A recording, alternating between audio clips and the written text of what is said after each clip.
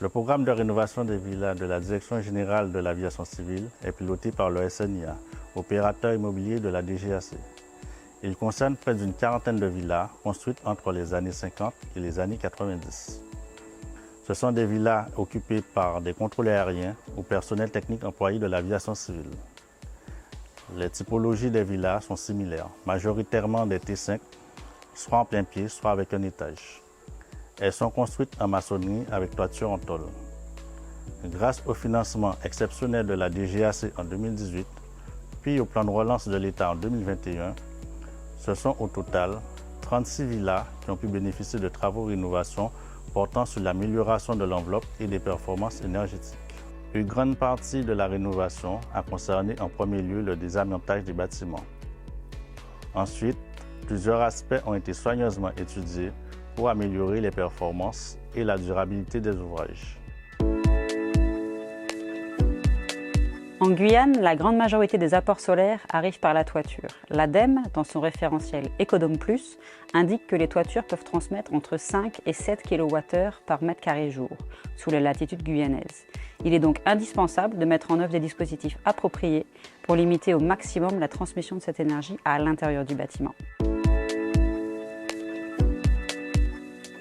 La couleur de la couverture est un facteur devant être pris en compte dès la conception. La température d'une tôle foncée peut atteindre 10 degrés de plus qu'une tôle de teinte claire. Attention néanmoins aux tôles blanches pouvant être sujettes au développement fongique et de micro-organismes et donc noircir, ce qui entraîne une contre-productivité du choix de cette couleur.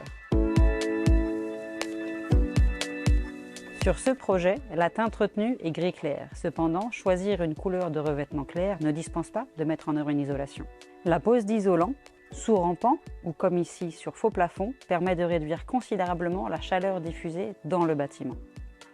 De nombreuses précautions lors de la conception, comme lors de la mise en œuvre d'isolation, doivent être suivies pour assurer une bonne efficacité du dispositif.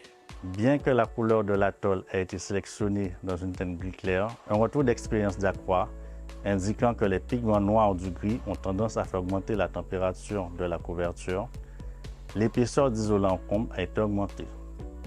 De 8 cm préconisé par l'ADEME, nous sommes passés à 10 cm puis 20 cm de laine de roche sur la totalité du faux plafond en pose croisée. Les retours des usagers sont positifs et certains ont même stoppé l'usage de la climatisation, les brasseurs d'air étant suffisants. L'acquisition d'une caméra thermique a facilité la vérification de la pose et la réception du chantier. La continuité des panneaux d'isolant et le traitement des ponts thermiques ont ainsi pu être validés. Aussi, il a été choisi d'étendre la pose d'isolant au-delà des murs, sous les larges débords de toiture, afin de limiter le rayonnement sur les murs adjacents et la dalle.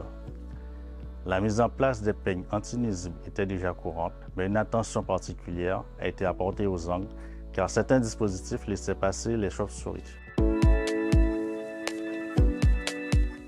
L'intégration de chauffe-eau solaire a été privilégiée avec un investissement supplémentaire du maître d'ouvrage concernant l'entretien régulier nécessaire. Dans un souci d'exemplarité, des projets étatiques et d'efficacité énergétique, ces systèmes peu énergivores et bien adaptés au climat guyanais ont soigneusement été dimensionnés et déployés sur le parc de villas. Nous sommes en cours d'optimisation de ce système qui sera implémenté dans les prochaines réhabilitations. Sur ce projet de rénovation des villas de la DGAC, nous avons pu voir l'importance de limiter au maximum les apports de chaleur au bâtiment par la toiture, en conception comme en mise en œuvre. Cette stratégie de protection solaire des toitures permet de limiter les besoins en climatisation, voire de se passer de la climatisation. Étant donné la diversité des usagers de ces villas, le choix des menuiseries s'est porté sur des produits réversibles permettant un usage en ventilation naturelle, tout comme en climatisation. Des jalousies et des fenêtres coulissantes ont été sélectionnées.